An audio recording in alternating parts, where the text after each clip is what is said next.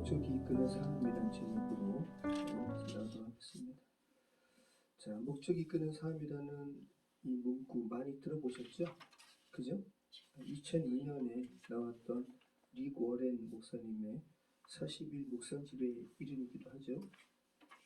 자, 그래서 이 릭 워렌 목사님께서 목적이 이끄는 삶에서 자기 중심적 삶에서 하나님 중심의 삶으로 관점이 변화될 때 참된 만족과 방향을 발견하게 된다는 것을 강조하셨어요. 릭 워렌 목사님은 이 책에서 인간은 5가지 목적을 위해 창조되었다고 말씀하십니다. 첫째, 인간은 하나님을 기쁘게 하기 위해 창조되었다. 이게 뭐예요?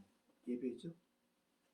두 번째, 사람은 하나님의 가족으로 부름받았다. 이 공동체에 관한 거예요. 세 번째, 사람은 그리스도를 갈망하도록 부름받았다. 이게 뭐죠? 영적 갈망이죠. 네 번째, 각자의 부르심 가운데 맡은 자리에서 섬기도록 부름받았다. 모두 다 선교사, 모두 다 목사로 부름받은 게 아니죠. 평신도는 평신도의 삶에서 복음을 증거하는 곳으로 하나님께 부름받았다라는 거예요. 사역이죠. 다섯 번째, 그리스도인은 세상에 하나님의 사랑을 전하는 사명을 위해 존재한다. 이게 목적이 이끄는 삶이에요. 자, 오늘 본문은 이 5가지를 말하는 게 아니지만, 그런데 여러분이 이제 같이 잠언 20장, 오늘 길지 않게 짧게 나눌 거지만, 이 제목보다 잠언 20장에 적합한 제목은 없다는 것을 여러분 같이 설교 나누시게 되면서 아시게 되실 겁니다. 자, 오늘 말씀은 20장입니다. 자, 이제 20장 넘으면 끝자락을 향해 나가는 거죠. 벌써 잠언이 벌써 20장까지 왔어요. 자, 솔로몬의 교훈으로 이루어진 본론이라고 할 수 있는 10장부터 이제 다음 주에 살펴보게 되는 21장 16절까지가 본론이거든요. 다 온 거예요. 본론 끝까지 지는 겁니다. 오늘 20장 나오게 되니까 마지막인 겁니다. 그래서 그 다음부터는 파편적인 교훈의 그런 모음집으로 또 이렇게 우리가 읽게 되죠. 자, 여러분 기억해 보시기 바라요. 19장이 하나님 앞에 선 존재로서 유지하기 위해서 훈계와 징계에 관련된 교훈의 내용이 있잖아요. 무사르. 그죠? 계속 이렇게 압력을 가해야지 형태가 유지된다고 그랬잖아요. 하나님의 존재로서 원심력을 강하게 돌아가는데 그 압력 가하지 않으면 흩어지거든요. 그 압력 가하는 게 뭐라고 그랬어요? 무사르, 훈계와 징계라고 그랬습니다. 20장은 어떤 것과 관련된 내용일까요? 마찬가지로 그냥 보면 굉장히 다양한 교훈이 나와요. 술 이야기부터 시작해가지고 다툼, 게으름, 말, 불의한 저우추, 또 징계, 이렇게 다양합니다. 그래서 이걸 다 나누지 않을 거예요. 자, 지금까지 저희가 살펴본 흐름을 계속 기억하시기 바라요. 16장에 어떤 부분 우리가 나눴습니까? 도인과 빙에 대해서 나눴습니다. 그죠?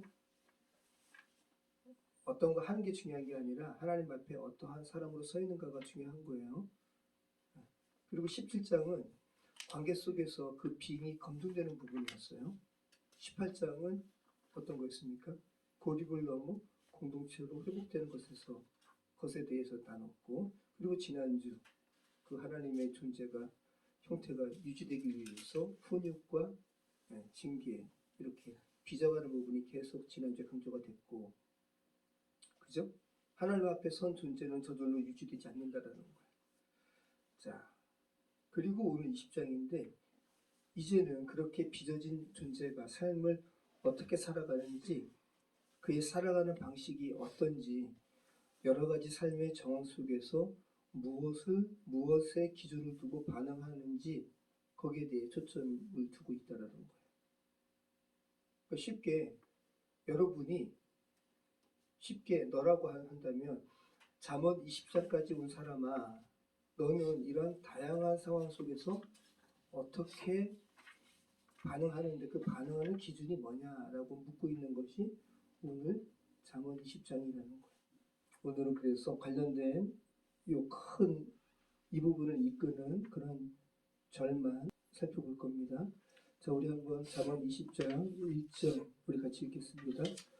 포도주는 거만하게 하는 것이요 독주는 떠들게 하는 것이라 이에 미혹되는 자마다 지혜가 없느니라. 자, 우리가 읽어본 1절은 자칫 술에 대한 경고의 말처럼 보이잖아요. 근데 여기서 초점은 술이 아니에요. 술이 아니면 뭐겠습니까?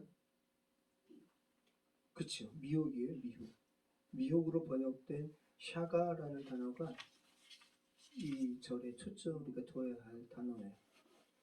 여러분 술 먹는다고 다 정신 못 차려요? 아니죠. 술 먹어도 정신 차리는 사람은 차려요.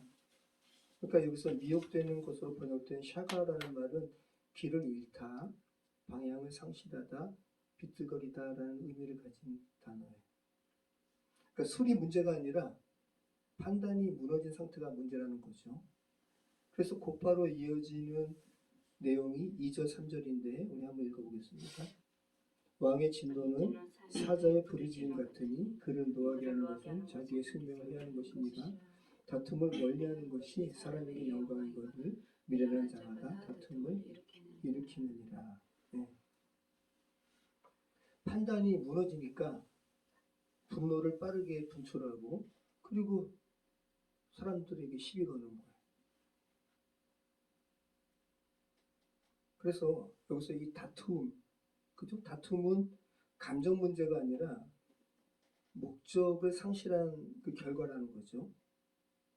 여기서 이 다툼이라는 단어, 3절에 다툼이라는 단어는 리브라는 단어인데 단순히 의견 차이를 말하는 게 아니라 자기 권리, 자기 체면, 자기 가치를 방어하기 위한 충돌을 의미해요. 그러니까 잠언이 지금 1절에서 3절 통해서 말씀하고 있는 겁니다. 사람이 쉽게 분노하는 이유는 성격 때문이 아니라는 거예요. 어디 가야 하는데 사소한 것으로 감정 다툼을 일으켜서 지체되는 것만큼 어리석은 게 어디 있어요. 큰 목적이 분명한 사람일수록 그죠? 사소한 것에 목숨 걸지 않죠. 그런데 목적이 분명하지 않으면 사소한 것에 목숨 걸어요. 자기 가치를 감정으로 지키려고 그래요. 네. 그래서 무시한 게 아닌데 무시한 것처럼 막 시비 걸고 그죠? 중요하지 않은 싸움에 인생의 에너지를 낭비하죠. 1년 가까이 된 것 같은데 저는 여기 이제 저희 공방 올 때마다 저희 교회 올 때마다 아, 또 옆에 차가 있어가지고 들어가기 어려우면 어떡하지? 저 이제 그런 신경을 많이 쓰죠. 한 1년 전쯤 밤이에요. 밤에 이제 오는데 여기 식당에 또 차가 그 코너에 이렇게 돼가지고 정말 이렇게 90도로 꺾기가 어려운 거예요. 그런데 이제 그 차에 접촉하지 않으려고 산카페 쪽으로 이렇게 제가 너무 붙었던 것 같아요. 그래서 이렇게 트는데 진짜로 큰 소리로 빡 하고 소리가 나는 거예요. 저는 그래서 이제 제 차가 또 어디 돌부리에 걸렸겠다 싶었는데 하여튼 그 소리보다 컸으니까 너무. 근데 아무튼 보니까 산카페 사람들이 나오고 저는 그래서 아무튼 뭐 가끔 이렇게 불불에 걸리든 뭐든 해서 이게 많으니까 그대로 이렇게 쭉 와서 주차를 하고 다시 글로 갔어요. 갔는데 보니까 산카페 그 시멘으로 만든 계단이 약간 울퉁불퉁하니까 그 위에다가 나무 데크로 이렇게 층계를 해놓은 거를 그게 이제 못이 고정이 안 되고 하여튼 흔들거리는데 제가 코너 돌다가 그거를 이렇게 하니까 그 나무 데크가 올라갔다가 내려간 거죠. 딱 소리 난 거예요. 그러니까 산카페 사장님이 튀어나오시고 그 안에 술 취한 사람들도 튀어나오고 근데 이제 산카페 사장님도 저를 보시더니 목사님이시구나 하면서 그냥 들어갔어요. 특별한 건 아니니까. 근데 그 중에서 한 술 취한 사람이 시비를 걸고 싶은데 산카페 사장님이 그냥 들어가 버리니까 뭐 이분이 반응을 안 하고 그분도 그냥 들어간 거죠. 아니 저도 그냥 들어가 버리고. 근데 제가 퇴근하고 이제 아이 엄마랑 나가는데 이 사람이 그래도 그런 게 있으면 차를 그대로 계속 가면 안 되고 멈춰서서 봐야 되지 않냐고 시비 가는 거예요. 그러더니 술 취한 사람의 특유의 그냥 막 콧바람 픽픽 쐬면서 근데 이 강원 보니까 더 대응하면 안 될 것 같아. 그래가지고 그러네요. 그러네요. 아저씨 말이 맞네요. 알겠습니다. 앞으로 그렇게 할게요. 그랬더니 이 사람이 제가 참 지혜롭게 한 것 같아요. 네. 그 사람이 갑자기 하려다가 제가 그렇게 반응해 버리니까 뭐 어떻게 할 줄 모르더라고요. 그리고 제가 이렇게 제가 그러면서 와 진짜 제가 이렇게 저도 그냥 같이 막 그렇게 했으면 난리 났죠. 이 사람 완전히 작정하고 이렇게 시비 거는 거니까. 근데 제가 그렇게 예 알겠습니다. 그러니까 그 사람이 입을 이렇게 뭘 하다가 이게 뭐지? 딱 그 상황이 있었어. 지금 생각해도 참 대응 잘한 것 같아요. 자, 목적이 분명한 사람은 그런 감정에 저라고 화가 안 나요? 그죠? 근데 그게 중요한 게 아닌 걸 알기 때문에 거기에 목숨 걸지 않은 거죠. 그러니까 목적이 분명한 사람은 감정에 결정권을 두지 않는다는 거.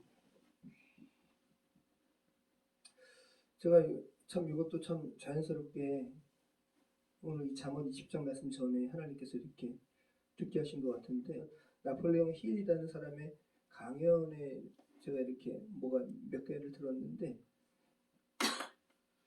우리는 다른 사람의 감정을 컨트롤할 수 없다는 거예요. 그러니까 우리가 왜 다툼이 나냐 하면 다른 사람의 감정도 컨트롤하려고 그 사람이 저를 컨트롤하려고 그런 거잖아요. 근데 중요한 것은 컨트롤할 수 있는 대상은 우리 자신밖에 없다는 거예요. 자기 자신을 컨트롤할 수 있는 것이 성숙의 척도라는 거죠. 다시 한번 기억하시기 바라요. 삶의 목적이 분명한 사람은 감정은 느끼죠. 감정은 느끼는 사람이지만 감정에게 결정권을 허락하지는 않는다. 자, 그 다음에 두 번째는 뭐냐면 표면이 아닌 깊이와 관련된 부분인데 같이 읽어보겠습니다. 사람의 마음에 있는 모략은 깊은 물 같으니라 그럴지라도 명철한 사람은 그것을 기록내느니라. 여기서 이 모략으로 번역된 말이 애차라는 말인데 꼭 우리나라 말 어감이 모략하면 좀 나쁜 말 같잖아요. 나쁜 음모를 의미하는 말 같은데 이게 그게 아니라 이 애차라는 말은 삶의 의도, 방향, 삶의 계획을 의미하는 단어예요. 사람 마음속 의도는 깊은 물속에 있는 것처럼 잘 드러나지 않는다는 거예요. 그런데 명철한 사람은 깊은 사람의 마음속의 의도를 물을 깃듯이 길어낸다는 거예요. 그런데 미련한 사람은 사람 마음속 깊은 곳에 있는 그 의도를 발견하지 못하고 표면에만 머물러 산다는 거죠. 그러니까 지금 이 5절 말씀은 두 개의 층을 이야기하는 거예요. 표면에만 사는 사람이 있고 깊은 심층에 사는 사람이 있다는 거죠. 표면에만 머무는 사람은 타인의 감정, 말에 쉽게 반응하는 사람이라는 거예요. 그런데 더 깊숙한 층에 사는 사람은 그런 타인의 그런 감정 여기에 이렇게 휘둘리지 않고 타인의 깊은 심층에 있는 목적, 의도를 발견하는 사람이라는 거죠. 미련한 사람은 표면에만 살아요. 그래서 즉각 반응해요. 그래서 잠언이 말하는 지혜로운 사람은 표면적인 감정을 넘어서 더 깊은 질문을 던질 줄 아는 사람이라는 거예요. 변덕스럽게 표피적으로 변화무쌍한 삶 가운데 나는 지금 무엇을 위해 살고 있는가? 이 질문 해야 된다는 거죠. 얼마나 지금 변화무쌍합니까? 이 변화무쌍한 이 시대에 정말 이렇게 표피적으로 반응하지 않고 나는 지금 이 시대에 정말 무엇을 위해 살아야 하는가?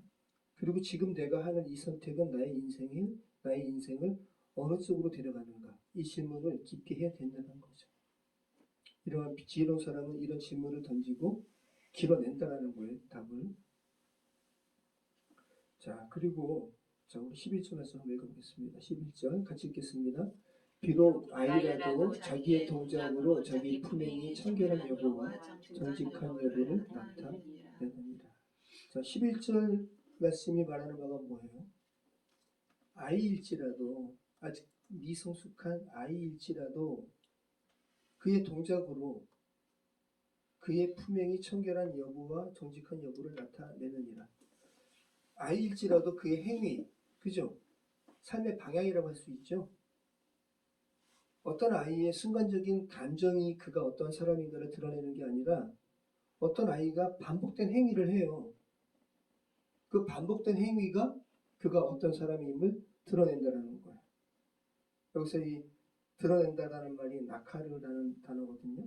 시간이 지나 숨겨진 것이 식별된다라는 뜻을 가지고 있어요. 지금 잠언을 통해서 교훈하고 있는 거예요. 그의 반복된 행위, 반복된 행위라는 건 뭐예요? 그가 그 일을 하기로 결정한 거, 선택한 거 아니에요. 그의 삶의 선택이라고 볼 수 있죠. 그의 삶의 선택이 그가 어떤 사람인지를 드러낸다는 거예요. 그가 어디를 향해 가는지 드러낸다는 거죠. 권사님께 제 삶의 방향이 지금 드러났잖아요. 제 감정으로 드러나는 게 아니라 저의 반복된 행위를 통해서 드러났잖아요. 그죠? 마찬가지로 저희 성도님들도 제게 드러났죠.